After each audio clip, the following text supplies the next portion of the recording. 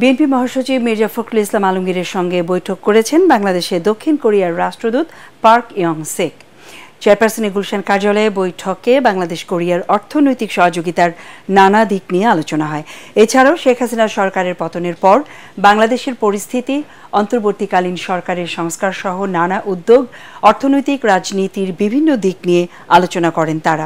বৈঠক শেষে সংবাদ সম্মেলনে বিএনপি স্থায়ী কমিটির সদস্য ডক্টর মঈন খান বলেন, দুদেশের মানুষের স্বার্থ বজায় রেখে বাংলাদেশ কোরিয়ার অর্থনৈতিক সম্পর্ক কিভাবে আরও বাড়ানো যায় তা নিয়ে আলোচনা হয়েছে।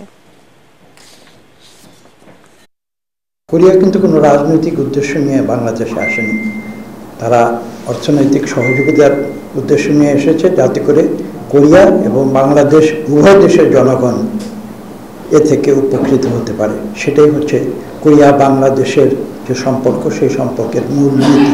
ভবিষ্যতে যদি বাংলাদেশের জনগণ বিএনপিকে এই দেশ পরিচালনার দায়িত্ব দেয়, তাহলে আমরা বাংলাদেশের মানুষের তথা কোরিয়ার মানুষের যে স্বার্থ, সেই স্বার্থ সর্বাগ্রে বিবেচনায় নিয়ে আমরা উভয়ের মধ্যে সৌহার্দ্য বজায় রেখে আমরা উন্নয়নের পথে এগিয়ে যাব।